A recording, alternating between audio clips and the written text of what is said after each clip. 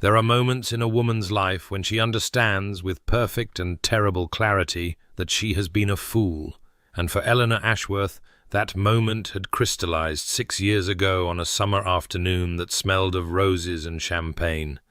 Though the memory of it haunted her still on this grey autumn evening as she sat at her small writing desk in the modest bedchamber she had occupied since childhood, her fingers trembling slightly as they held the letter she had never sent, the letter that had destroyed her nonetheless, its paper now soft and worn at the creases from the countless times she had unfolded it in the dark hours of the night. Not to read the words she knew by heart, but to remind herself of the cost of romantic foolishness, of what happened to penniless vicars' daughters who dared to dream above their station. The light was fading beyond the window, casting the room in shades of pewter and shadow, and Eleanor's amber-brown eyes, which her mother had once called honey in sunlight, seemed darker now, the colour of autumn leaves before the storm, as she traced the familiar loops of her own 17-year-old handwriting, and remembered, oh, how she remembered, the garden party at Lady Morton's estate, the way the afternoon sun had dappled through the ornamental trees, the sound of genteel laughter floating across the manicured lawns, and Henry Blackwell standing at the centre of a circle of admirers, his golden hair catching the light, his blue eyes dancing with cruel amusement as he held aloft a piece of paper he had found in her writing desk during a visit to the vicarage, a piece of paper she had hidden so carefully, a confession of love she had never intended anyone to see. She could still hear his voice, that practiced, theatrical voice, reading her most private words aloud to the assembled company, while she stood frozen at the edge of the gathering, unable to move, unable to speak, unable to do anything but watch her heart be publicly dissected for entertainment. My dearest Henry, I confess I can no longer keep silent the feelings that have grown within my heart, he had read, his tone mocking each earnest phrase, and when he had finished, when the laughter had reached its crescendo, he had looked directly at her with those beautiful, empty eyes, and declared for all to hear, a penniless vicar's daughter, with romantic delusions above her station, she should set her cap at the curate, more suited to her circumstances.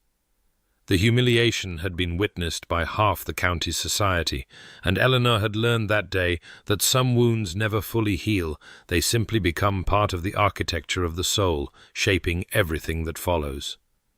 Now, 6 years later, she rose from her desk and carried the letter to the small fire burning in her grate, and as she held the paper to the flames, she pressed her right hand flat against her stomach, holding herself together as she always did when the feelings threatened to overwhelm her, and she watched her 17-year-old hopes turn to ash, the scent of wood smoke filling her small chamber with its bitter-sweet perfume. She had learned her lesson well, she told herself, as the last corner of the letter blackened and curled. Love was not for women like her, women without fortune or exceptional beauty, women whose only currency was dignity and usefulness. And she would never be so foolish again, never expose her heart to such devastation, never forget that security and purpose were ambitions enough for a life. And if sometimes in the quiet hours she ached for something more, something she dared not name, she had become expert at pressing that longing down, down, down, until it was nothing but a whisper she could almost pretend not to hear. The morning that followed brought no warmth to the vicarage, though Eleanor had risen before dawn to coax the fires in the parlour and kitchen into something resembling life, and still the chill crept through the old stone walls and settled into the bones of the house as stubbornly as it settled into her father's joints, which she pretended not to notice had grown stiffer with each passing season, just as she pretended not to notice the way he paused now at the top of the stairs to catch his breath, or the tremor in his hands when he lifted his teacup, or the increasing frequency with which he lost his place in familiar passages of Scripture he had once known as intimately as his own heartbeat. Reverend Thomas Ashworth had served this parish for 32 years, had baptized its children and buried its dead and spoken words of comfort into the darkest hours of countless souls, and Eleanor loved him with a fierce, protective tenderness that made her throat ache as she helped him into his worn black coat, smoothing the fabric across his shoulders with hands that were steady, even when her heart was not, adjusting his collar with the same careful attention she had learned from her mother before consumption had claimed her when Eleanor was barely 12 years old. "You fuss too much, my dear," her father said, his voice carrying the gentle humor that had sustained them both through lean years and lonely ones, and Eleanor smiled and said nothing, because what was there to say when the man who had been her entire world was growing frailer before her eyes, and she was powerless to stop it, powerless to do anything but tend to him with quiet competence and pretend that love alone could hold back the inevitable. They walked together to the church through air that smelled of fallen leaves and distant rain, and Eleanor matched her pace to his slower one without acknowledgement, pointing out the autumn colours in the hedgerows, as though she had not noticed how often he needed to rest now. And when they reached the vestry, she helped him arrange his notes and filled the communion vessels, and performed the 100 small tasks that had become her province over the years, the work of a wife, without the title, the labour of devotion that asked nothing in return. It was after the service, after the parishioners had filed out with their murmured blessings, and the church had emptied into its familiar echoing silence, that the letter arrived, brought by a boy from the village who had been paid a penny to deliver it from the coaching inn, and Eleanor knew before she broke the bishop's seal that whatever news it contained would not be good, knew it in the way the autumn light fell cold and grey through the vestry window, knew it in the sudden heaviness that settled in her chest as her fingers found the crescent-shaped scar at the corner of her left eyebrow and pressed against it in the old nervous habit she had never been able to break. The words swam before her eyes at first, formal ecclesiastical language that took several readings to fully comprehend. Her father's retirement had been mandated effective within 3 months due to concerns about his health. The living would be transferred to a new clergyman already selected. They would need to vacate the vicarage to make way for his arrival. The bishop extended his gratitude for Reverend Ashworth's years of faithful service and his prayers for a peaceful retirement. Eleanor read the letter twice more, her practiced composure holding even as the foundations of her world crumbled beneath her feet, and then she folded it carefully and placed it in her pocket, and began to calculate with the clear-eyed practicality that had become her armour against a world that offered women like her so few weapons. Her father's savings would sustain them for perhaps a year in modest lodgings, perhaps 18 months, if they were very careful. But after that, there would be nothing. And she had no marriage prospects, no fortune, no connections that might secure her respectable employment. For a gentleman's daughter could not work as a governess without references from society that had long since forgotten her existence, could not open a shop or take in sewing without sacrificing the last vestiges of the dignity that was all she had left. Her father found her standing by the window, staring out at the grey autumn day, and when she handed him the letter and watched his face as he read it, she saw not despair, but a strange, quiet acceptance. And when he looked up at her, his eyes held something she could not quite name. Faith, perhaps, or simply the peace of a man who had long since learned to trust in forces beyond his understanding. "God works through unexpected instruments, my dear," he said softly, reaching out to take her cold hand in his warm, trembling one. "The coldest stone may yet shelter the warmest hearth." And Eleanor wanted to believe him, wanted to find comfort in his gentle certainty. But she had learned 6 years ago that hope was a luxury she could not afford, and so she simply squeezed his hand and said nothing, and tried not to think about the darkness gathering on the horizon of their small, precarious lives. 3 days passed in a haze of quiet desperation,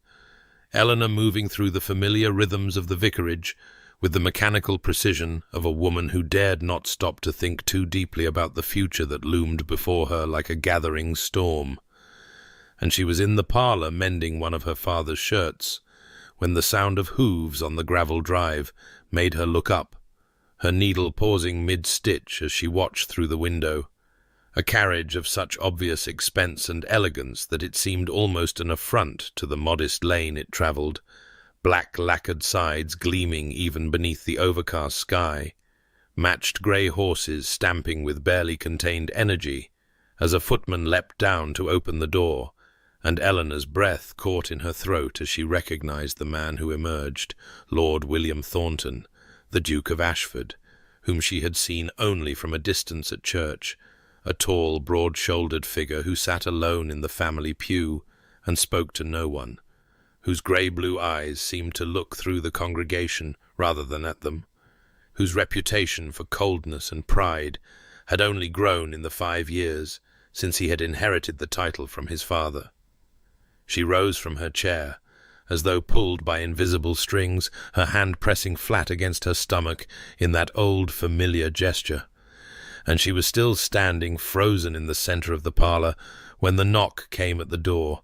and her father emerged from his study with a puzzled expression that mirrored her own bewilderment. And then the Duke was in their home, filling the modest space with his presence in a way that made the walls themselves seem to shrink. And as he passed Eleanor in the narrow doorway, she caught his scent, sandalwood and leather, with an undertone of wood smoke,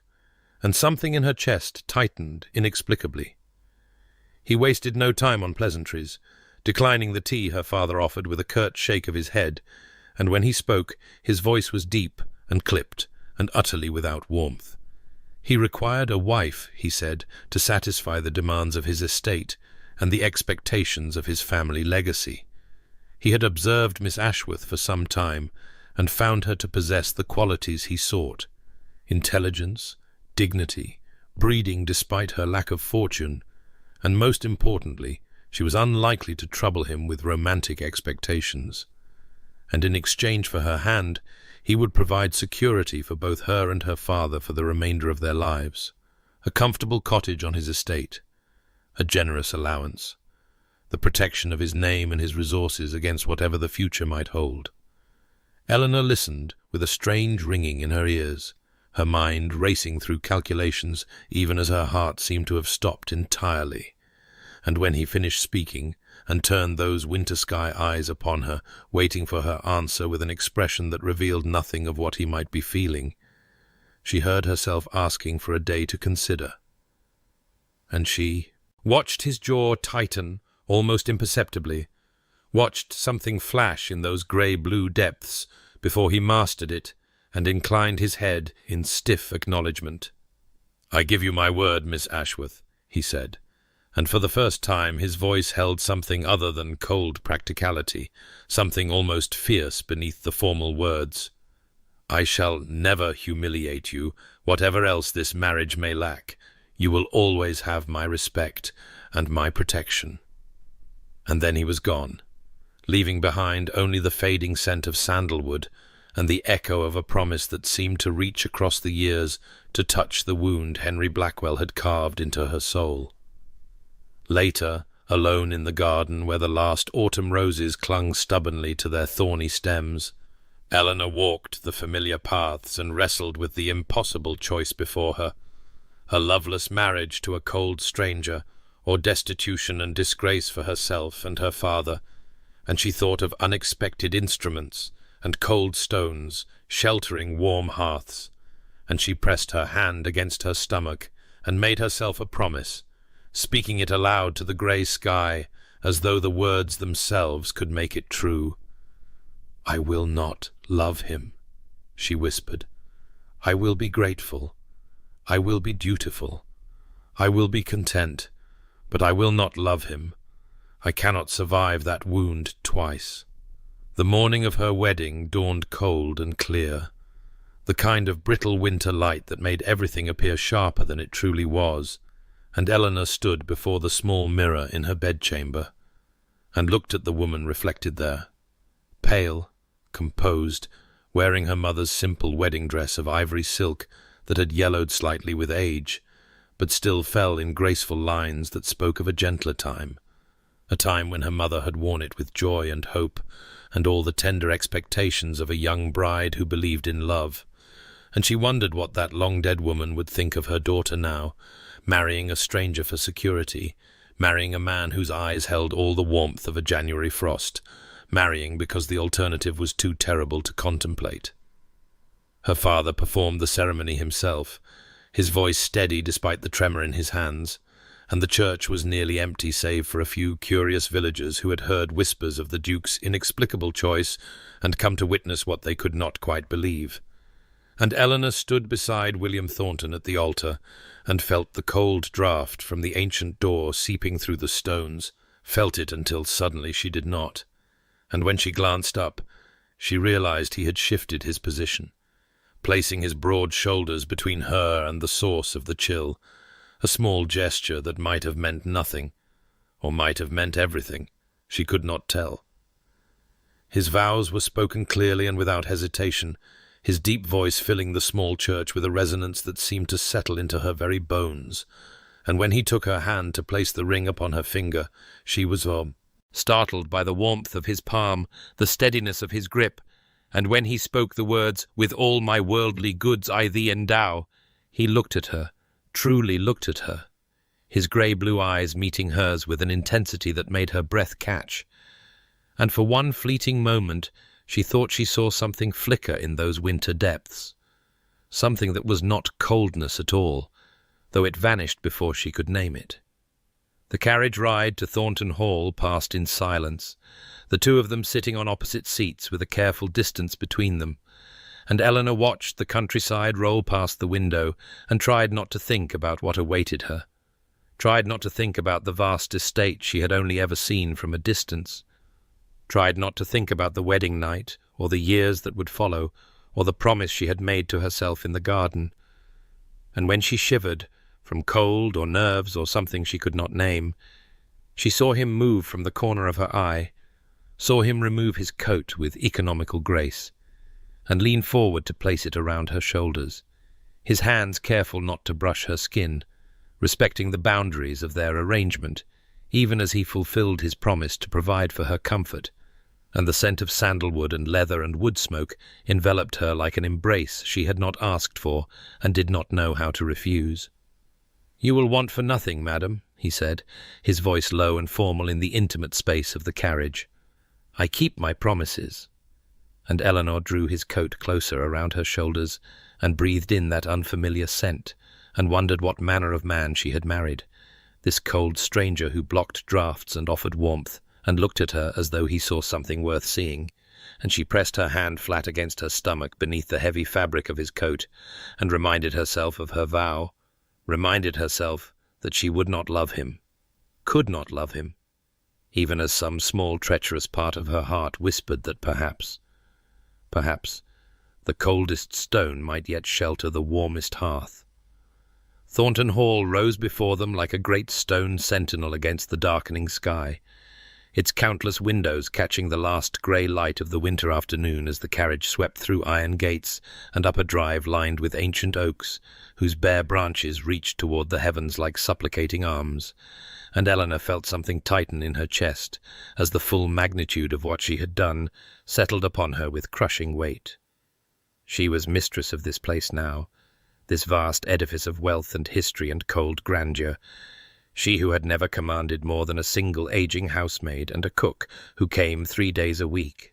she who had mended her own stockings and darned her father's shirts and counted every candle as though it were made of gold. The carriage rolled to a stop before a portico of pale stone columns, and before Eleanor could gather herself, a footman had opened the door, and William was handing her down with that same careful formality, his fingers barely brushing hers through her gloves, and she was aware of the servants assembled in precise formation on the steps, a sea of black and white uniforms and carefully neutral faces that watched her with the particular scrutiny reserved for those who had risen above their expected station. And at their head stood a woman of perhaps 50 years, with steel-grey hair pulled back in a severe knot, and eyes that missed nothing, eyes that swept over Eleanor with cool assessment, and found her, it seemed, wanting. "Mrs. Hartwell," William said, his voice carrying that clipped formality Eleanor was beginning to recognize as his armor against the world. "May I present the Duchess of Ashford?" And the housekeeper curtsied with perfect precision and murmured words of welcome that held all the warmth of the January wind that cut through Eleanor's borrowed coat. And Eleanor understood with painful clarity that this woman had known William since his birth, had loved him in her own fierce way, and would not easily accept a stranger who had appeared from nowhere to claim a place at his side. The tour of the house that followed, blurred into an endless procession of grand rooms and priceless furnishings, of portraits staring down from gilded frames and fireplaces large enough to roast an ox. And Eleanor nodded and murmured appropriate responses, while her mind reeled with the impossibility of ever belonging in such a place. And it was only when they paused in a corridor, and she heard voices drifting from an open doorway, that she caught the words that would echo in her memory for years to come. Mrs. Hartwell speaking to another servant in low tones that were not quite low enough. "Mark my words, that girl will be the making of him, or the breaking. There is no middle ground with a heart like his." Eleanor's step faltered, her hand pressing instinctively against her stomach. But William either had not heard or chose to pretend he had not, for he merely gestured toward a door at the end of the corridor and said, with something that might almost have been uncertainty in his voice, "Your chambers, madam. I had them prepared according to what I thought you might prefer." And when he opened the door, Eleanor stepped into a room that stole her breath entirely, not for its grandeur, though it was grand, with silk hangings of deep rose and cream and furniture of polished mahogany, but for the fire already blazing in the hearth, for the vase of winter jasmine on the dressing table whose sweet scent filled the air, and most of all for the bookshelf beside the window, filled with volumes whose spines she recognized with a shock of bewildered recognition. Her favorite poets, her beloved novels, the philosophical treatises she had discussed with her father on long winter evenings, all arranged as though someone had reached into her heart and pulled forth its secret treasures. "How did you know?" she whispered before she could stop herself, and William's jaw tightened in that way she was learning to recognize, his gaze sliding away toward the window where the first drops of rain had begun to strike the glass. "You mentioned them," he said stiffly. "To your father when I called upon you, I overheard." And he was gone before she could respond, leaving her alone with the fire and the jasmine and the inexplicable evidence that this cold stranger had been paying attention in ways she had never imagined. That night, as the storm that had been threatening all day finally broke with a fury that rattled the windows and sent shadows dancing across the unfamiliar walls, Eleanor found she could not sleep. The bed was too soft, the room too large, the silence between thunderclaps too complete. And so she wrapped herself in a shawl and ventured out into the darkened corridor, drawn by some instinct she could not name toward the library she had glimpsed during the tour, a vast room of leather and mahogany, and the comforting scent of old books. She found him there, standing at the window with a glass of something amber in his hand, watching the lightning split the sky, and he turned when she entered with an expression she could not read. And she was about to stammer an apology for intruding when the lights flickered once, twice, and then died entirely, plunging them into darkness, broken only by the intermittent flash of lightning. And she gasped and stumbled, and then his hand was at her elbow, steadying her, and the warmth of his palm burned through the thin fabric of her sleeve like a brand, like a promise, like something she had no name for. And for a long moment, neither of them moved, neither of them spoke, and when he finally released her, it was slowly, reluctantly, his fingers trailing along her arm, as though he could not quite bear to break the contact. And they stood there in the darkness, listening to the storm rage outside, while something shifted between them, something fragile and new and terrifying, And Eleanor pressed her hand against her stomach and reminded herself of her vow, and knew, with a certainty that frightened her to her very soul, that keeping it would be far harder than she had ever imagined. 2 weeks had passed since Eleanor had become the Duchess of Ashford. 2 weeks of learning the rhythms of a house that seemed to breathe with its own ancient life, and she had discovered in that time that her husband was a mystery wrapped in contradictions. For the cold and distant Duke who spoke to her in clipped formalities at dinner was not, it seemed, the same man who rose before dawn each morning to ride the frost-silvered grounds of his estate, who met personally with every tenant farmer and knew their children's names and their struggles and their hopes. The servants spoke of him differently than society did, she noticed, not with the fearful deference one might expect from those who served a man of his reputation, but with genuine respect and something that looked almost like affection. And Mrs. Hartwell, whose cool assessment had not yet thawed toward Eleanor herself, softened visibly whenever she spoke of his grace, her stern features gentling in ways that spoke of decades of loyalty earned rather than demanded.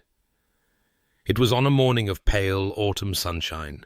the first true warmth breaking through the grey that had shrouded Thornton Hall since her arrival, that Eleanor ventured beyond the formal gardens and found herself walking a path that wound through a small copse of birch trees toward the tenant cottages she had seen only from a distance.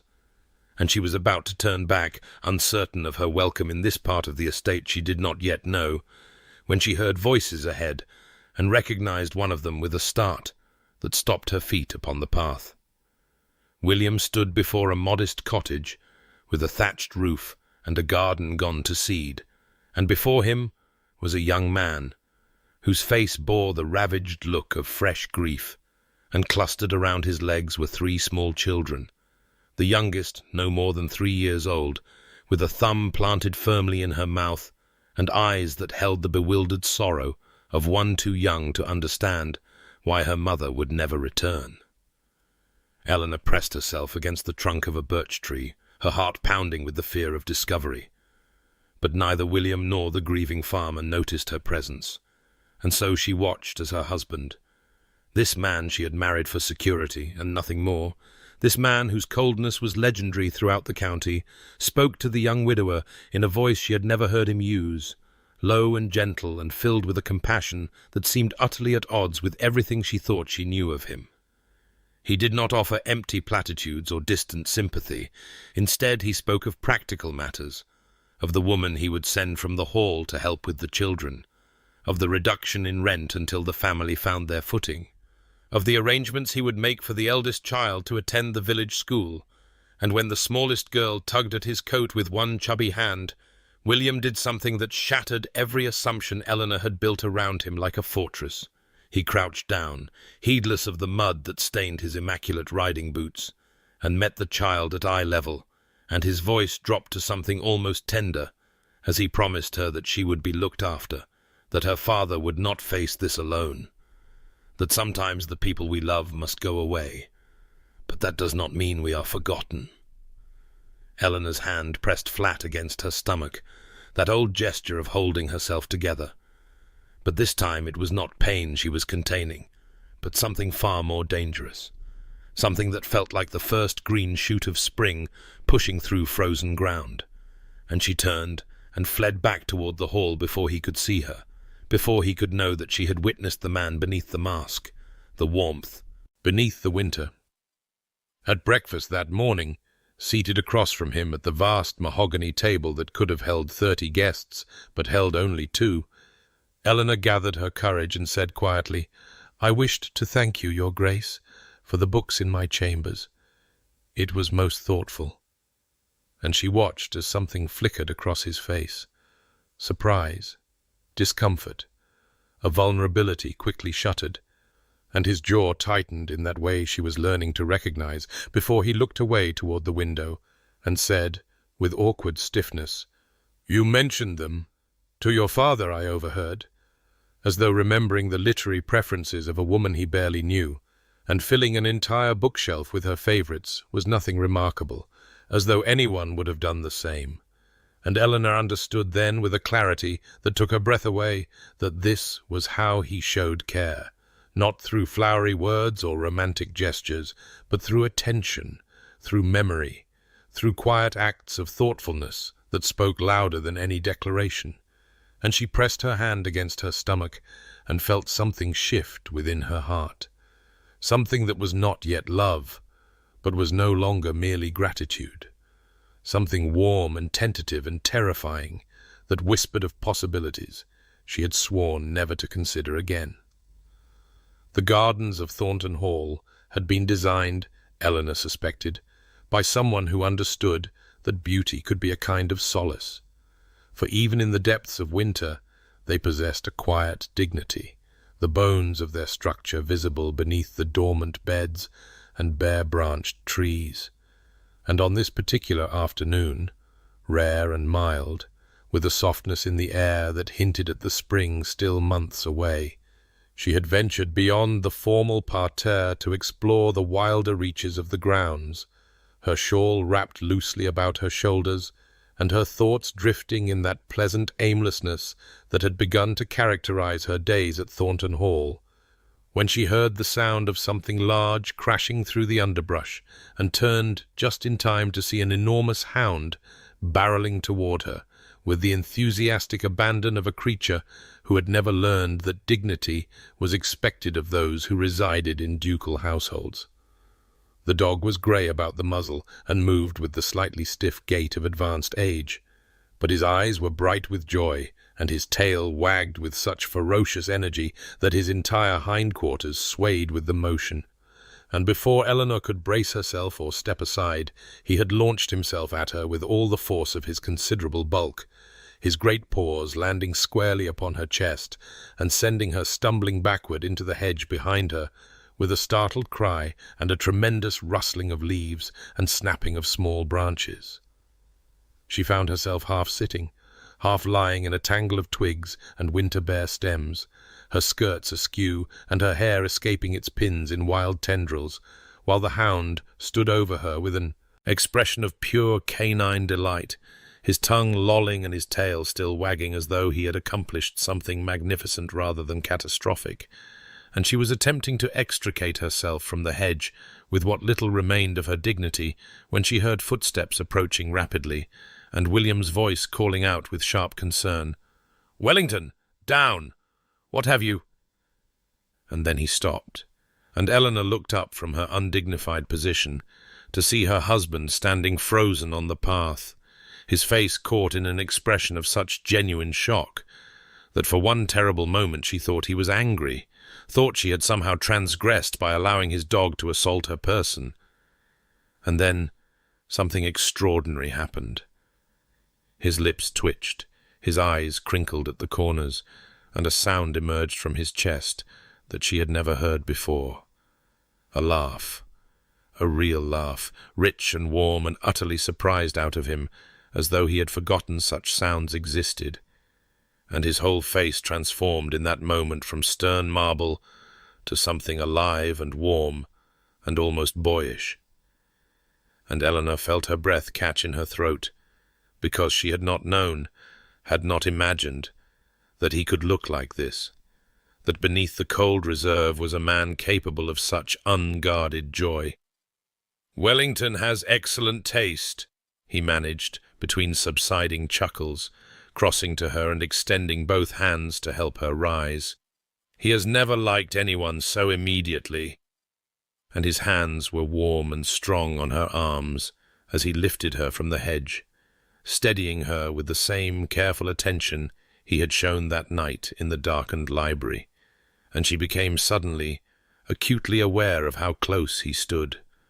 of the way his grey-blue eyes had warmed to something softer, of the lingering curve of his smile, and she thought with a flutter of panic that he was handsome, truly handsome, when he was not guarding himself against the world. They walked the gardens together after that, Wellington padding contentedly at their heels, and conversation flowed between them more easily than it ever had, and when they came upon a section of the grounds that had clearly once been magnificent, but now lay choked with weeds and wild growth, William's expression shifted to something more complex, something that held both sorrow and tenderness, and he said quietly, "My mother's rose garden. She planted every bush herself. I have not had the heart to tend it since—" And he stopped, his jaw tightening in that familiar way, and Eleanor heard herself saying, before she could think better of it, "I could restore it, if you would permit me. I should like very much to see it bloom again." And the look he gave her then, grateful and wondering, and something more, something that made her press her hand against her stomach in that old gesture of self-protection, told her that she had offered him a gift far greater than she had intended. And as they walked back toward the hall in the fading afternoon light, she felt the first stirring of attraction move through her like a warning, like a promise, like something she had sworn never to feel again. And she was terrified. 5 weeks had passed since Eleanor Ashworth had spoken her wedding vows in the small village church. 5 weeks since she had stepped into a life she could never have imagined for herself. And in that time, she had discovered something remarkable, that contentment could grow in the most unexpected soil, taking root in the quiet rhythms of days that flowed one into another with a gentle predictability she had never known she craved. The great house of Thornton Hall, which had seemed so overwhelming upon her arrival, had begun to feel less like a monument to ducal grandeur and more like a home, its corridors becoming familiar beneath her feet, its rooms revealing their secrets and their comforts as she learned to navigate them with the confidence of one who belonged. Mrs. Hartwell's cool assessment had thawed by degrees, the older woman's sharp eyes following Eleanor as she went about the business of learning her duties. And though the housekeeper said little at first, Eleanor noticed that the silences between them had grown less pointed, the glances less suspicious. Until one afternoon, when Eleanor had spent the better part of 3 hours reviewing the household accounts and suggesting a more efficient arrangement for the linen stores, Mrs. Hartwell had paused in the doorway of the morning room and said, with a gruffness that could not quite disguise the warmth beneath, "You have done well, my lady, better than I expected, better than I hoped." And Eleanor had felt something ease in her chest, some tension she had not known she was carrying,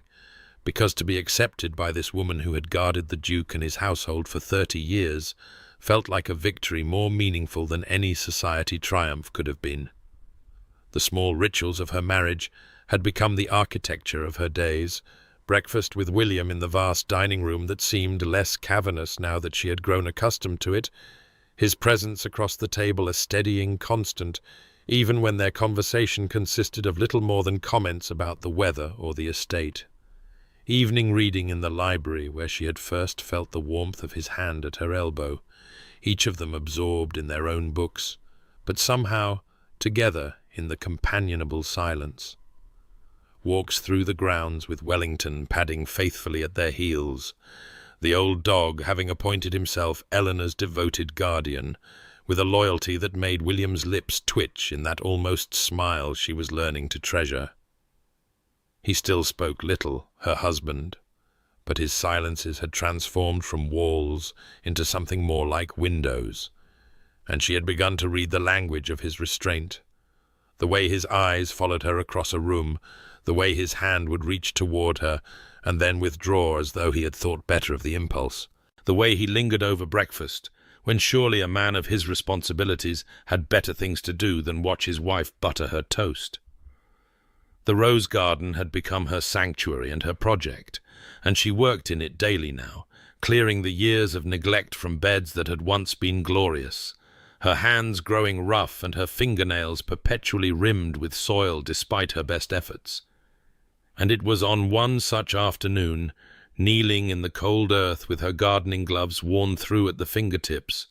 that she discovered the stone bench half hidden beneath a cascade of overgrown climbing roses,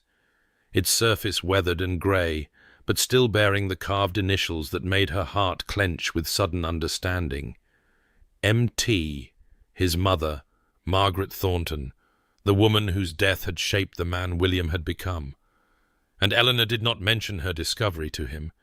but she tended the area around that bench with special care, clearing the weeds and pruning back the wild growth until the stone could breathe again, until it stood as a quiet memorial in the garden his mother had loved. That evening, standing at her chamber window as the last light faded from the sky, Eleanor looked out toward the rose garden and saw a figure silhouetted against the grey dusk.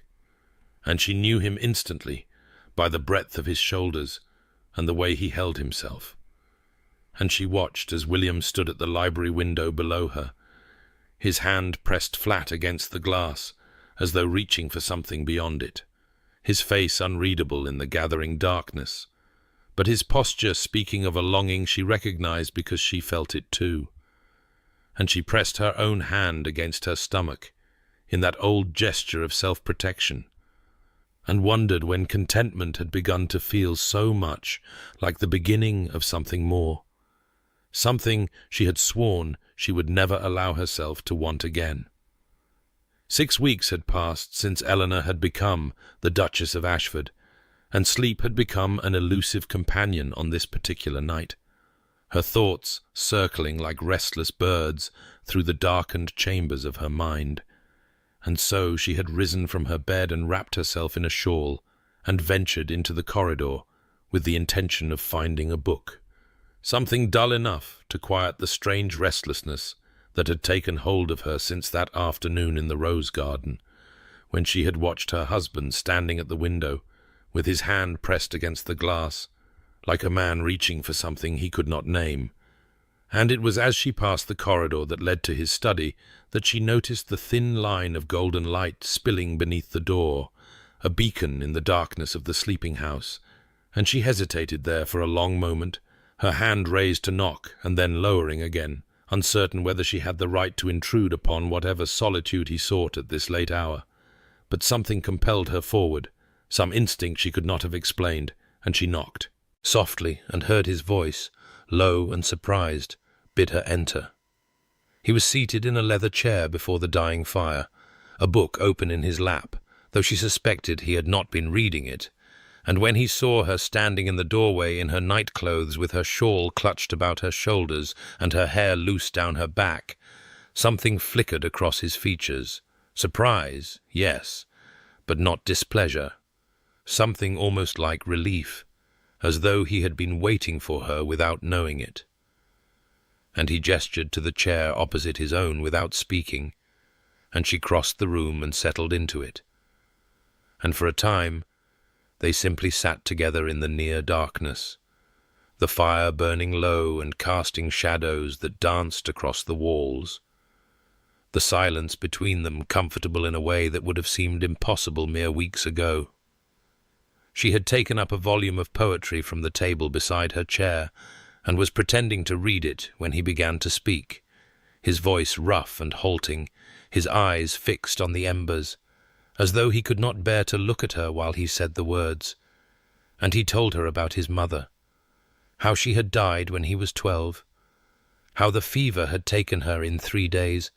while he sat helpless outside her chamber door,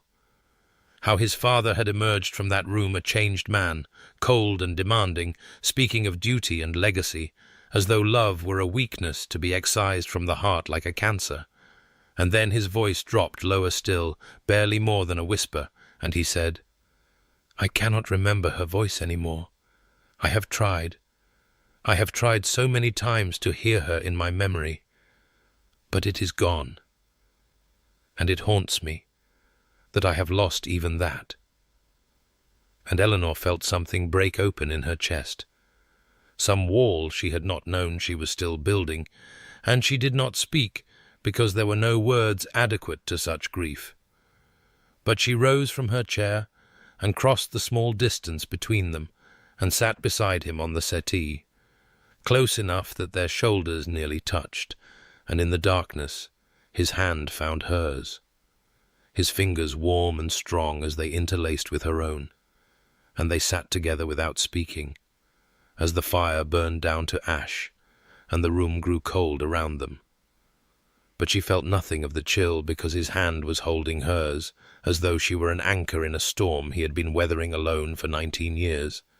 And when at last she rose to leave, knowing that propriety demanded she return to her own chambers. He held her hand a moment longer than necessary, his grip tightening before reluctantly releasing, and he looked up at her with eyes that held something raw and unguarded. And he said roughly, "Thank you for listening." And Eleanor understood that he had given her something precious, something he had never given anyone, and she carried the warmth of his hand in hers all the way back to her chamber, pressing her palm against her heart as though she could hold it there forever. 2 months had passed since Eleanor had spoken her wedding vows, and the world beyond the windows of Thornton Hall had begun its slow surrender to winter. The trees shedding the last of their golden leaves and the air carrying that particular sharpness that spoke of frost to come. And on this morning William had appeared at the breakfast table with an announcement that made her heart flutter with something between anticipation and dread. He wished her to accompany him to the village, to be seen among the people who would look to her as their duchess. And though the prospect of facing the world beyond the estate's protective walls stirred old fears she had thought buried, Eleanor had nodded her assent and gone to dress in the deep blue wool gown that Mrs. Hartwell had declared most becoming, and within the hour she found herself seated beside her husband in the carriage as it wound down the familiar road toward the cluster of cottages and shops that comprised the village of Hartwell. The reception that awaited her was nothing like what she had feared, nothing like the cutting glances and whispered cruelties she remembered from that long-ago garden party, for the villagers greeted her with genuine warmth, the baker's wife pressing a fresh loaf into her hands with a smile, the blacksmith's daughter curtsying and thanking her for the blankets she had sent when the child fell ill, the elderly widow from the cottage near the mill clasping Eleanor's fingers in her gnarled ones, and blessing her for the coal that had appeared at her door when the first cold snap arrived, and Eleanor realized with dawning wonder that her quiet acts of kindness had preceded her, that these people knew her not as the penniless vicar's daughter who had reached above her station, but as the duchess who cared for their welfare. And when she glanced at William, she found him watching her with an expression she could not quite decipher, something soft and wondering in those grey-blue eyes that usually revealed so little. The carriage ride home was quiet, the comfortable silence that had become their custom. But as they neared the gates of Thornton Hall, William reached into his coat and withdrew a small package wrapped in plain brown paper, and he held it out to her with a gesture that was almost uncertain, almost shy, and when she unwrapped it with trembling fingers, she found herself holding a book, a first edition, the leather binding worn soft with age, the gilt lettering still bright enough to read, and she recognized it instantly as the volume of Shakespeare's sonnets she had mentioned to her father months ago, before any of this had begun, before she had ever imagined that the cold Duke of Ashford would become the man who sat beside her now with his jaw tight and his eyes fixed on the passing trees, as though he could not bear to watch her reaction. And when she looked up at him with tears burning in her eyes, he said only, "I remembered, you deserve beautiful things." And the simplicity of those words, the weight of attention and care they represented, broke something open in her chest that she had been trying desperately to keep sealed. That evening, alone in her chamber with the book pressed against her heart, Eleanor sank onto the edge of her bed and pressed her hand flat against her stomach in that old familiar gesture. But this time it was not pain she was holding in, but something far more terrifying. Joy, hope, love, the very emotions she had sworn never to feel again. And she remembered the promise she had made to herself on the day she accepted his proposal, the words she had repeated like a prayer against vulnerability. "I will not love him. I will be grateful. I will be dutiful. I will be content, but I will not love him. I cannot survive that wound twice." And she understood now with terrible clarity that the promise was already broken, had been breaking for weeks in the library, and the rose garden, and the quiet moments when his hand found hers in the darkness. And she loved him. She loved him with a depth that frightened her more than any humiliation Henry Blackwell had ever inflicted, and she could not tell him, could not risk laying her heart bare again, only to have it returned to her in pieces. 10 weeks had passed since Eleanor had spoken her wedding vows,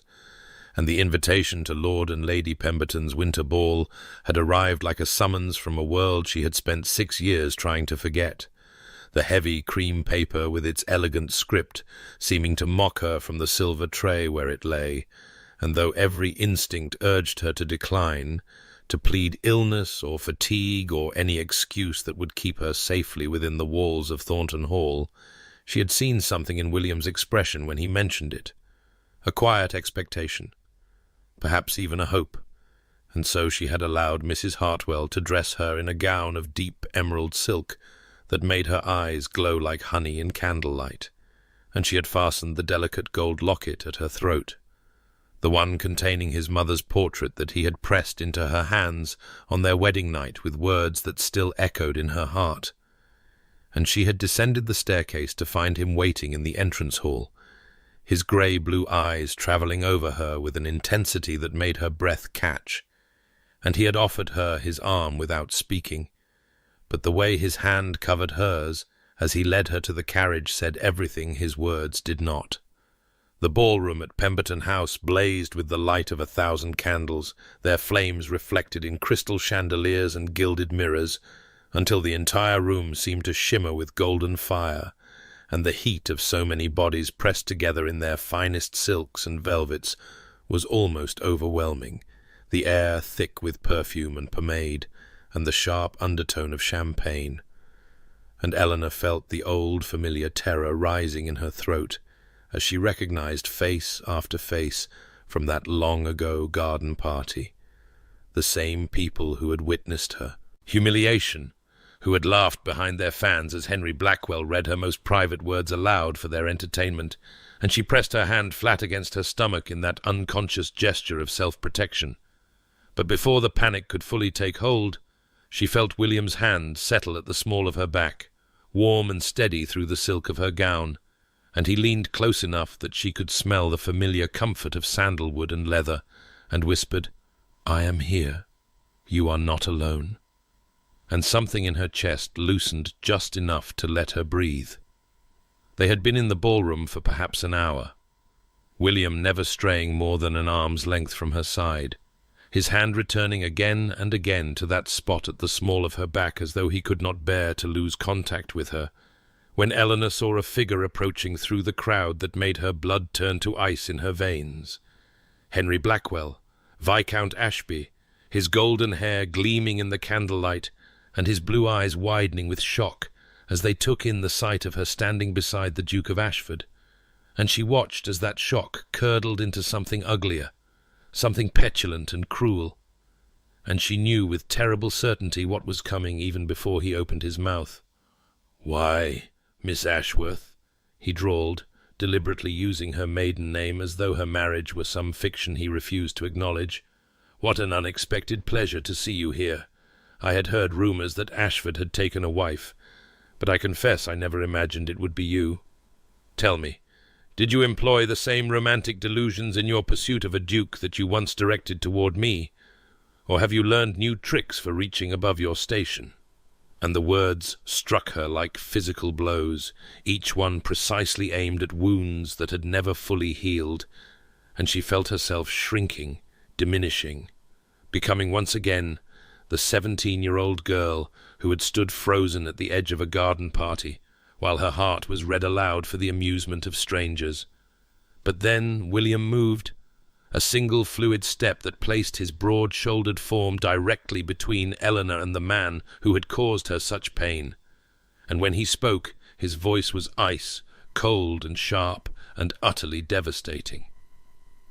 "You will address my wife as Her Grace, the Duchess of Ashford," William said, each word falling into the sudden silence like a stone into still water. "And you will do so with the respect her position demands, though I suspect respect is a concept foreign to a man who has squandered his inheritance on gambling debts, whose estate is mortgaged to the foundations, whose wife can barely stand to be in the same room with him, and whose only remaining talent appears to be the public humiliation of women who were foolish enough to once believe him worthy of their regard." And Henry's face had gone white, his soft mouth trembling with the petulance that had always lurked beneath his handsome features. But William was not finished, his voice rising just enough that every person within 20 feet could hear him clearly as he continued.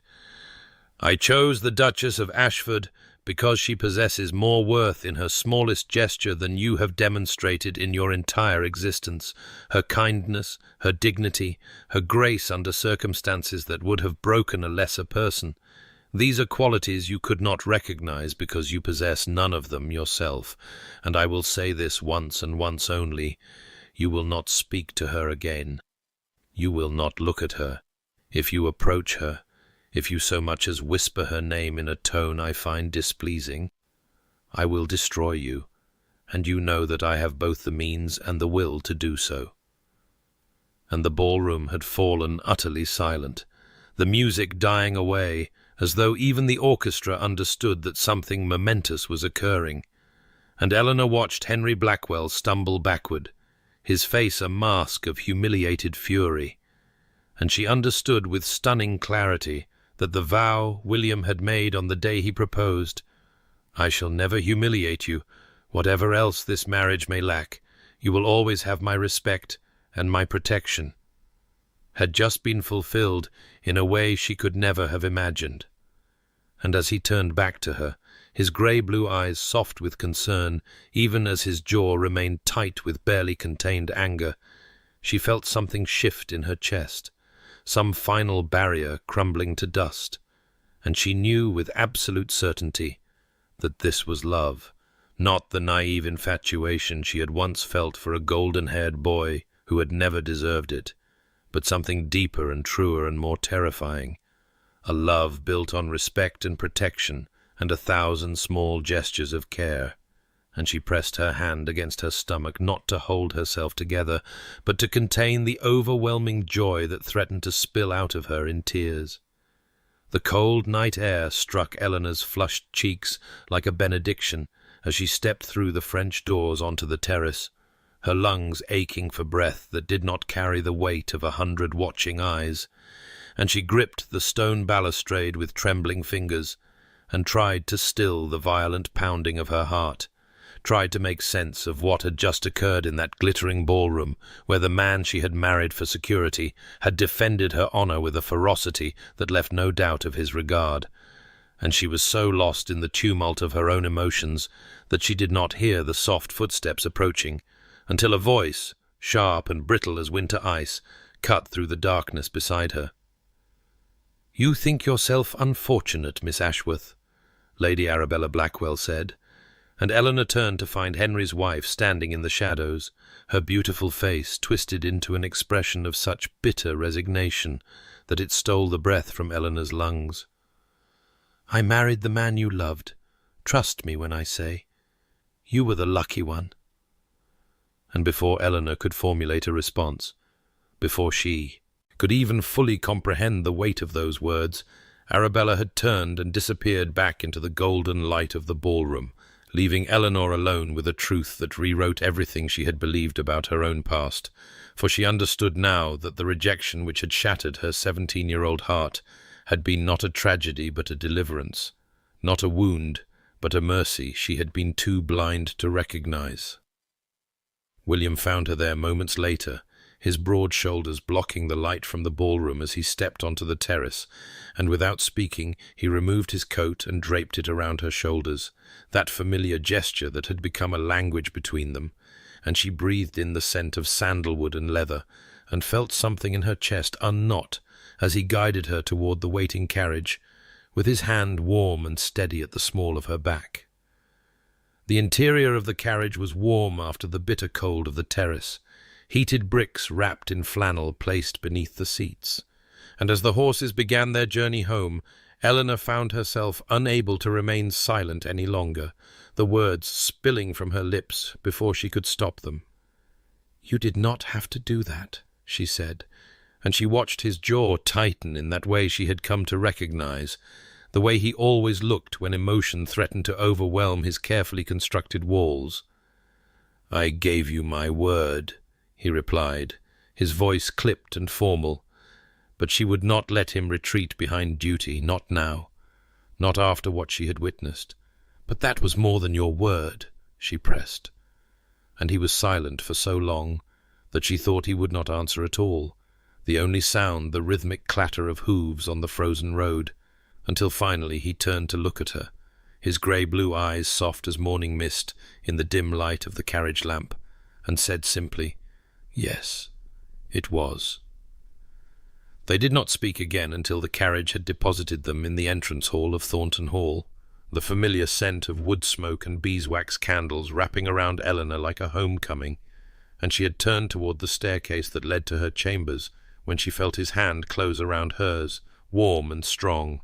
the thin scar across his palm pressing against her fingers. And when she looked back at him, his expression was raw with something that looked almost like fear, and he said, with a difficulty that made each word seem torn from somewhere deep within him, "I find that I do not wish this to be merely an arrangement." And Eleanor could not speak, could not find words adequate to the enormity of what was passing between them, so she simply squeezed his hand in return, pouring everything she felt into that small gesture. And when he raised her fingers to his lips and pressed a kiss to her knuckles, his eyes never leaving hers, she understood that something fundamental had shifted between them, that they stood now on the threshold of something neither of them had expected to find, and, though the words of love remained unspoken, they hung in the air between them like a promise waiting to be fulfilled. 2 weeks had passed since the Pemberton ball. 2 weeks in which the world beyond the windows of Thornton Hall had surrendered fully to winter's grip, the grounds blanketed in frost that glittered like scattered diamonds beneath the pale morning sun, and Eleanor found herself moving through the days in a state of heightened awareness, every nerve attuned to the presence of the man who had defended her honor with such devastating precision, the man who had pressed a kiss to her knuckles and spoken words that still echoed through her dreams. And though neither of them had given voice to the feelings that hung between them like morning mist over still water, something fundamental had shifted in the texture of their days together, revealing itself in touches that lingered a heartbeat longer than necessary, in glances that caught and held across the breakfast table, in the way his hand would find the small of her back whenever they walked together through the corridors, as though he could not bear to be near her without that point of connection. And Eleanor ached with a wanting so fierce it frightened her, a yearning that pressed against her ribs like a caged bird, desperate for flight. And yet she could not bring herself to speak the words that trembled on her lips, could not risk shattering this fragile, beautiful thing growing between them by demanding more than he was prepared to give. It was Mrs. Hartwell who finally gave voice to what Eleanor had scarcely dared to believe, finding her one afternoon in the small sitting room where she had been attempting without success to focus on her embroidery. The older woman's stern features softened into something approaching tenderness as she set down the tea tray and said, with a directness that brooked no argument, "In 30 years I have never seen His Grace look at anyone the way he looks at you, my lady, not once." And Eleanor's needle stilled mid-stitch, her heart hammering against her ribs as she looked up to find Mrs. Hartwell watching her with knowing eyes. "You were the making of him, just as I knew you would be. That girl will be the making of him, or the breaking. I said it the day you arrived, and I say it now with certainty. You have brought him back to life." And though Eleanor wanted desperately to believe it, though every fibre of her being longed to accept this benediction, the old wounds ran deep, and she could only whisper her thanks and watch the housekeeper withdraw with tears burning behind her eyes. That evening, as the winter light faded to grey and the cold settled over the grounds like a shroud, Eleanor wrapped herself in her warmest cloak and ventured into the dormant rose garden, drawn by some instinct she could not name to the stone bench where his mother's initials were carved, the letters M.T. worn smooth by decades of weather and grief, and she knelt in the frozen earth to clear away the dead leaves that had gathered there, her fingers growing numb with cold as she worked, and she did not hear his approach until his shadow fell across her, and she looked up to find William standing beside her, his breath visible in the frigid air, his grey-blue eyes fixed on those carved letters, with an expression of such raw longing that her heart clenched painfully in her chest, and for a long moment neither of them spoke. The silence between them filled only with the whisper of wind through bare branches and the distant call of winter birds, until at last he lowered himself to sit beside her on the cold stone, their shoulders almost touching, the warmth of him radiating through the layers of wool and velvet that separated them. And he said quietly, his voice rough with emotion, "She would have loved you." And Eleanor felt something break open inside her, some final wall crumbling to dust, and she reached out without thinking to take his hand, his fingers closing around hers with desperate strength, and they sat together in the gathering darkness, two souls who had found each other against all odds, neither willing to break the sacred silence that held them, and Eleanor understood that she loved him with a ferocity that terrified her, loved him beyond reason or caution or self-preservation. And though the words remained unspoken,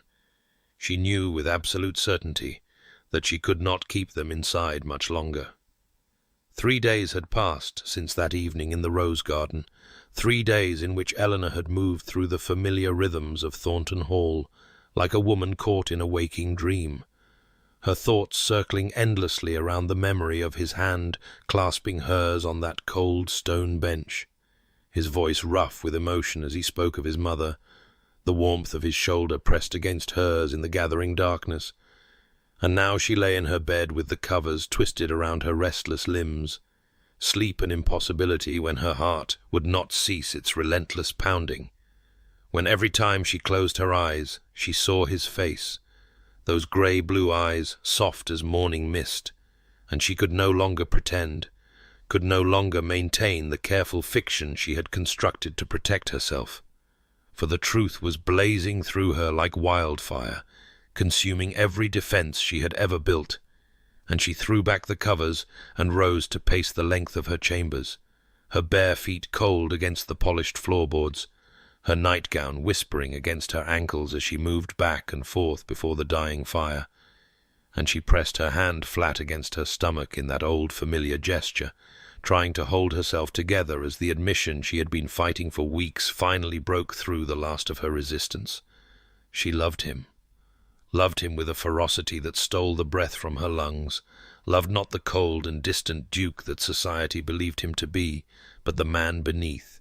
the man who remembered her favorite books, and placed his coat around her shoulders and spoke to grieving farmers with such unexpected gentleness, the man whose hands shook when he was afraid, and whose laughter transformed his stern face into something beautiful. She loved his quiet care and his fierce protection and his hidden tenderness, loved the way he watched her when he thought she was not looking, loved the sound of her name in his deep voice, and the knowledge of it terrified her beyond measure. She stopped before the window, watching the storm clouds gathering on the horizon, dark and heavy with the promise of rain, and she remembered the promise she had made to herself on the day she accepted his proposal, standing alone in her father's garden, with her future stretching before her like an uncertain road. "I will not love him," she had sworn. "I will be grateful. I will be dutiful. I will be content. But I will not love him. I cannot survive that wound twice." And now that promise lay in ruins at her feet, shattered beyond any hope of repair, for she had broken it utterly, had given her heart to a man who might never return it, and the wound was already forming. She could feel it opening in her chest like a flower blooming in darkness, and whether he loved her or merely felt obligation and desire, she was already lost, already drowning in feelings too vast to contain. She could not stay in this room, could not bear the silence and the shadows and the relentless circling of her own thoughts. And so she wrapped herself in her dressing gown and slipped into the corridor, her feet carrying her without conscious direction through the darkened halls of Thornton Hall, past the portraits of his ancestors and the closed doors of empty rooms, until she found herself standing before the library, that sacred space where he had first touched her elbow during a storm, so like the one now approaching. And she pushed open the door and stepped inside to find him there, silhouetted against the window, where lightning flickered on the horizon, and when he turned at the sound of her entrance, his face was raw and unguarded in a way she had never seen, stripped of every defense, and the need in his eyes made her heart stop in her chest,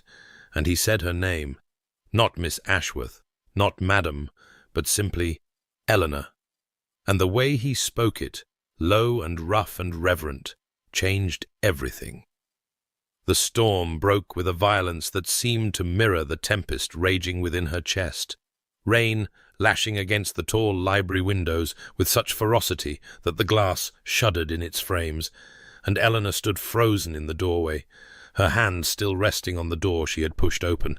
her heart hammering so loudly she was certain he must hear it across the length of the room. And William did not move from his position at the window, his broad shoulders rigid beneath the fine linen of his shirt, his silhouette stark against the flashes of lightning that illuminated the grounds beyond, and the tension between them, stretched taut as a bowstring, unbearable in its intensity. The air thick with all the words that had gone unspoken for weeks, for months, since the very first moment he had placed his coat around her shoulders in the carriage, and she had breathed in the scent of sandalwood and leather, and felt something dangerous stir to life in her carefully guarded heart. And when at last he spoke, his voice was rough, halting, the words dragged from some place deep within him that he had kept locked away for so long. "I have tried," he said, still facing the window, still watching the storm as though he could not bear to look at her. "I have tried to maintain the terms of our arrangement, to want nothing more than what I promised you, respect and protection, and a life free from humiliation. I gave you my word that I would ask nothing more. And I meant it, Eleanor. I meant every word." And the sound of her name on his lips, spoken with such aching tenderness, made her press her hand flat against her stomach, in that old familiar gesture, holding herself together as he continued, his voice growing rougher still. "But I have failed utterly, because I find I cannot be near you without wanting more. I cannot watch you across the breakfast table, or walk beside you in the gardens, or sit with you in this very room without wanting—" And here he stopped, his jaw tightening, his hands clenching at his sides. And when he finally turned to face her, the raw need in his grey-blue eyes stole the breath from her lungs. "I cannot watch you and not—" He tried again, but the words seemed to desert him, and it was then that Eleanor saw what she had never expected to see, what shattered every remaining defense around her heart. His hands were shaking, trembling visibly at his sides, this man who had faced down Henry Blackwell with devastating precision, who commanded an estate and spoke with cold authority that made lesser men quail, whose very presence filled a room with power and certainty. And his hands were shaking because he was afraid of her, afraid of what she might say, afraid of rejection. And she understood with stunning clarity that his heart was as vulnerable as her own, that beneath the stern exterior and the careful control lay a man who had been wounded too, who had built walls just as high as hers, and who was now standing before her with those walls crumbling to dust, offering her everything he was, and terrified that it would not be enough. The lightning flashed again, illuminating the library in stark white brilliance, and in that moment of sudden clarity, Eleanor's gaze caught on something she had not noticed before, something that made her breath catch in her throat and her heart stutter against her ribs. There on the desk, arranged in a delicate crystal vase that caught the flickering light of the dying fire, stood a spray of white jasmine, its sweet fragrance reaching her across the room like a whispered secret. And she remembered, with devastating precision, the afternoon she had mentioned it to Mrs. Hartwell, just once, in passing, speaking of the vicarage wall where the jasmine had grown wild, and how she had spent countless hours reading beneath its trailing blooms. And he had remembered, he had listened. He had arranged this room with the storm gathering outside, and the fire burning low, and her favourite flower perfuming the air, recreating the very conditions of that first night when his hand had steadied her elbow and everything had begun to change, and the realization of what this meant, of the depth of attention and care it revealed, broke something open within her that she had not known was still locked away. She moved before she could think, her feet carrying her across the library toward him, closing the distance between them step by step, and the words rose unbidden to her lips, the lines she had read 100 times in the poetry book he had given her, the words that had become her secret prayer in the quiet hours of the night. "Let me not to the marriage of true minds admit impediments," she said softly, and she watched his eyes widen, those grey-blue depths warming to something like wonder as recognition dawned across his features. "You know it," she breathed, and his voice when he answered was rough with emotion, barely above a whisper. "I know it. I have read it 100 times since I gave it to you, trying to understand what you found in those words, trying to understand you." And he reached for her then, his trembling hands finding hers and holding them as though she were something infinitely precious, something he feared might slip away. And when he spoke again, his voice cracked on the words, "I promised you respect and protection. I gave you my word that I would never humiliate you, that whatever else this marriage might lack, you would always have my honor and my shield. But I did not know then, Eleanor, I could not have known that I would come to offer you everything I am, every broken piece of me, every wall I have built, and every fear I have hidden. I love you, Eleanor. I have loved you, I think, since the moment you stood in your father's parlor and looked at me without fear or calculation, since you met my coldness with quiet dignity and saw something in me that I had forgotten existed. I love you, and I am terrified of it, terrified because I do not know how to do this, how to be this, how to give you what you deserve when I have spent so long believing myself incapable of such feeling." And the rain lashed against the windows, and the thunder rolled across the sky, and Eleanor stood before him with tears streaming down her cheeks, her heart so full she thought it might shatter from the weight of it. And she understood at last that love was not the grand declarations she had once dreamed of as a girl, but this trembling honesty, this terrified offering of a wounded heart to another wounded heart, and she was no longer afraid. Eleanor lifted her, hands to his face, her fingers trembling as they traced the hard line of his jaw, the sharp planes of his cheekbones, learning the geography of a face she had studied in secret for months. And when she spoke, her voice was barely a whisper, raw with the weight of everything she had carried alone for so long. "I made myself a promise the day I accepted your proposal, standing in my father's garden with the autumn wind cutting through my shawl and my heart already bruised from the wound Henry Blackwell had dealt me 6 years before. I told myself I would not love you, that I would be grateful and dutiful and content. But I would not love you, because I could not survive that wound twice. I could not bear to give my heart again, only to have it crushed beneath indifference or cruelty."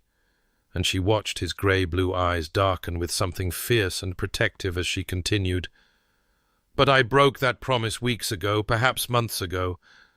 I have loved you, I think, since I watched you speak to that grieving farmer with such gentleness, since you crouched down to meet his smallest child at eye level and promised help without condescension,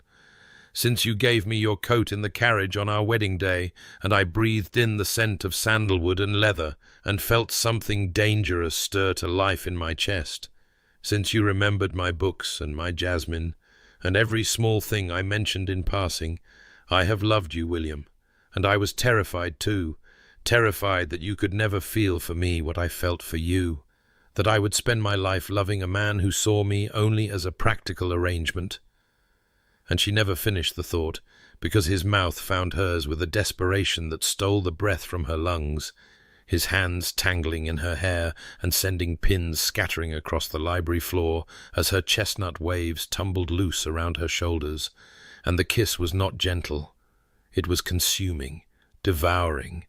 the release of months of longing and years of guarded hearts, finally surrendering to the truth that had grown between them in quiet moments and stolen glances and the brush of fingers across a shared book. And Eleanor responded with equal intensity, her arms winding around his neck, pulling him closer, closer still, as though she could press herself into him and never be separated again. And when at last they broke apart, they were both trembling, foreheads pressed together, breath mingling in the warm air of the library, while the storm raged beyond the windows. And he lifted her then,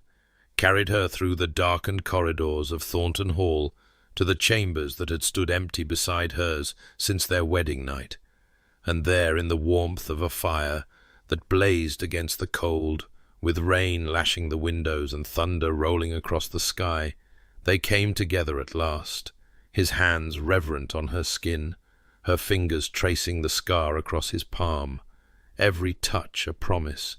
every whispered word a vow more binding than any they had spoken in the church. And when Eleanor finally lay in his arms with his heartbeat steady beneath her cheek and his scent surrounding her like a benediction,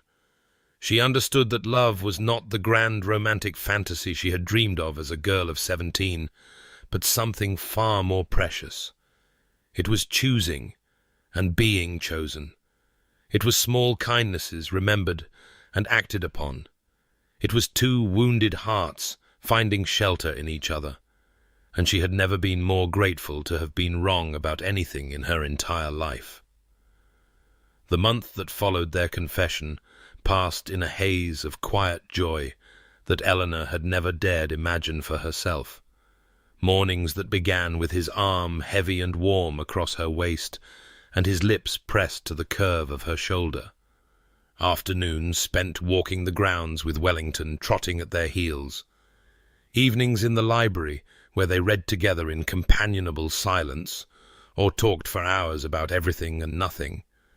And the change in William was visible to everyone who had known him before, for he smiled now, not often but genuinely, the stern lines of his face softening when his gaze found her across a room, and he touched her constantly, small gestures of connection that seemed almost unconscious, his hand finding the small of her back as they walked, his fingers brushing hers when he passed her a cup of tea, his arm settling around her shoulders when they sat together before the fire. And Mrs. Hartwell, who had watched over him since his boyhood, observed these changes with eyes that grew suspiciously bright. And one morning in the breakfast room, when the early spring sunshine poured through the windows, and the first crocuses were pushing through the frost-softened earth outside, the housekeeper approached Eleanor with a warmth that would have been unthinkable 3 months before, and said quietly, "You were the making of him, my lady, just as I knew you would be. I said it the night you arrived, and I have never been more pleased to be proven right." And Eleanor remembered overhearing those very words on that first stormy evening, the prediction that had seemed so presumptuous then, and now felt like prophecy fulfilled. And she thanked Mrs. Hartwell with tears threatening at the corners of her eyes, understanding that she had not only gained a husband, but a family, a place where she truly belonged. The spring gathering at Lord and Lady Pemberton's estate arrived on a day of almost impossible brightness, the gardens bursting with daffodils and hyacinths that perfumed the warm air. And Eleanor entered on William's arm, wearing a gown of pale green silk that brought out the honey warmth in her amber-brown eyes, the delicate gold locket with his mother's portrait resting against her heart, as it had every day since their wedding night, and she felt the weight of 100 gazes upon them as they moved through the glittering assembly. But where once such attention would have made her shrink with remembered shame, now she stood tall. Beside her husband, her spine straight, her chin level, secure in the knowledge that she was loved, and the whispers that followed them were not cruel but envious, admiring. For the Duke of Ashford danced only with his wife, his hand possessive and tender at her waist as he guided her through the figures, his grey-blue eyes never leaving her face, and society witnessed what Eleanor had come to know in private, that this cold, stern man had been transformed by love into something warm and devoted and fierce in his adoration. And she caught glimpses of Henry Blackwell at the edges of the gathering, his golden hair dulled somehow, his handsome face bearing the marks of discontent and debt, and a marriage grown bitter with disappointment. And when their eyes met briefly across the crowded room, Eleanor saw in his expression the bitter recognition of what he had discarded, the regret that would follow him all his days. But she found no satisfaction in his misery, only a profound and overwhelming gratitude for the path that had led her here, to this moment, to this man, whose hand tightened on her waist, as if he could not bear even the space of a breath between them. And she understood at last that the girl who had burned a letter 6 years ago had not been a fool for loving. She had simply been waiting, without knowing it, for someone worthy of her heart. 5 years had passed since that storm-swept night in the library, when 2 guarded hearts had finally spoken their truth, and the nursery at Thornton Hall now held the most precious evidence of that love. A son of 4 years, with his father's striking grey-blue eyes and serious temperament,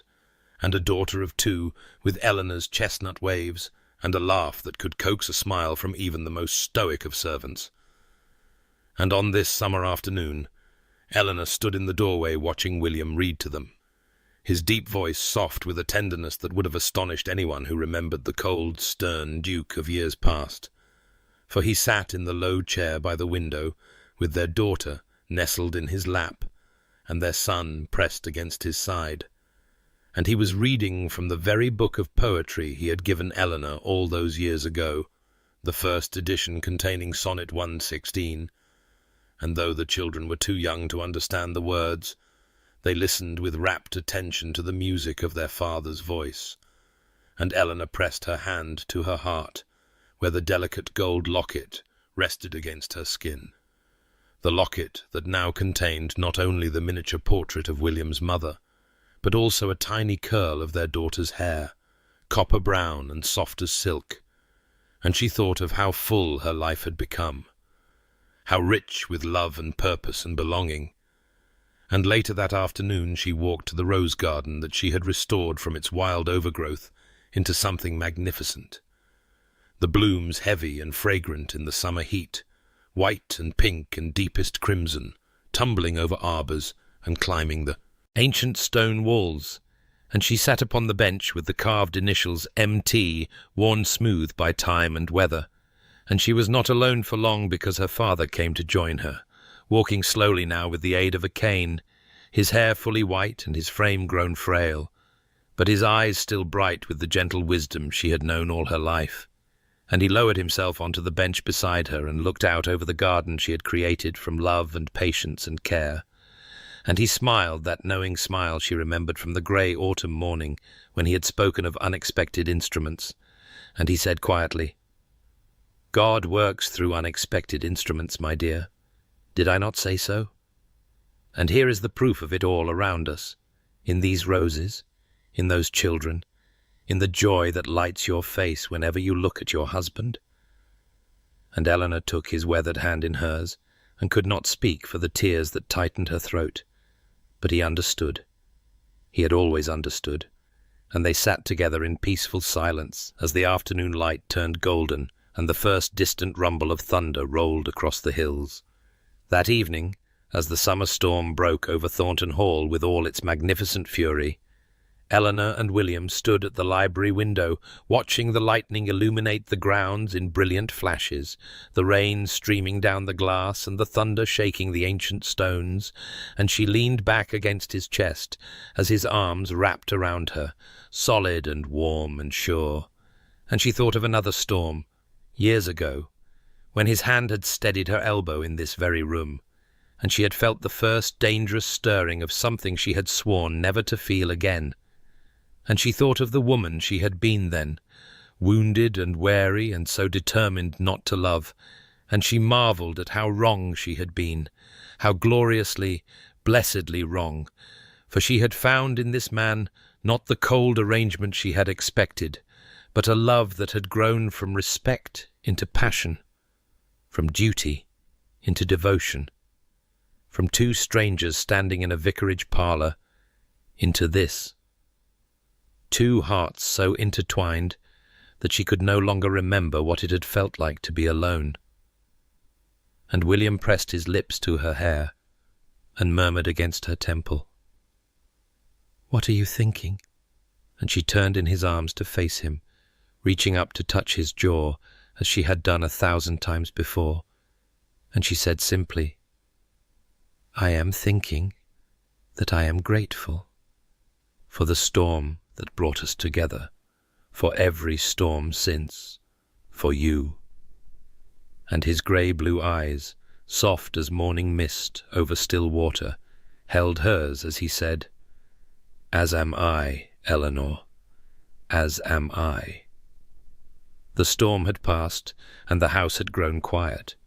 The children long since tucked into their beds, with kisses pressed to their foreheads, and promises of adventures tomorrow, and Eleanor sat alone in the library before the fire that crackled softly in the grate, the flames casting dancing shadows across the walls lined with books she had come to know as intimately as the rooms of her childhood home, and in this stillness she allowed herself to do what she rarely did anymore, to look backward, to trace the path that had led her from that grey autumn evening, when she had burned a letter and sworn never to love again, to this moment of such profound contentment that it sometimes frightened her with its completeness. And she thought of the girl she had been at 17, so young and so certain that love was a grand and sweeping thing that announced itself with poetry and passion. And she thought of how that girl had been shattered by cruelty, by Henry Blackwell, reading her innocent words aloud to laughing crowds. And she understood now with the wisdom of years that his rejection had been a gift wrapped in the cruelest paper, for it had saved her from a life of shallow misery with a man who measured worth only in fortune and status, and it had led her, eventually, inexorably, to William, to the man who had placed his coat around her shoulders in a cold carriage without comment, who had steadied her with his hand at her elbow during a storm, and released her slowly, as if reluctant to let go, who had remembered the books she loved and the flowers she favoured, and had arranged white jasmine on a desk in a storm-dark library, because he had been listening, always listening, to the small truths she scattered like seeds, without knowing she was planting a garden. And she understood now what love truly was, not the grand declarations she had dreamed of as a girl, but the consistent, quiet, daily choosing of another person's happiness, the 1,000 small gestures that accumulated into something unshakable, the coat and the touch, and the books, and the jasmine, and the way he still looked at her across crowded rooms as if she were the only person in the world worth seeing. And she thought of her father's words about unexpected instruments, and how right he had been. And she thought of Mrs. Hartwell's prediction about making or breaking, and how she had somehow, miraculously, been the making. And she pressed her hand to the locket at her throat, and felt the warmth of the gold against her skin, and knew that she was home, truly home, in a way she had never dared hope for. And so to you who have walked this path beside Eleanor, who have felt her wounds and shared her fears and celebrated her joy, there is gratitude beyond what words can hold, for stories are meant to be shared, and love is meant to be witnessed, and perhaps somewhere in this tale of two guarded hearts learning to trust, there is hope for your own journey, for love grown from respect and kindness and the patient tending of small moments, for the warmth that waits beneath the coldest exterior for those brave enough to look, and may you find your own unexpected instrument, your own storm-swept confession, your own library filled with firelight and peace and the quiet certainty of being chosen, being cherished, being loved.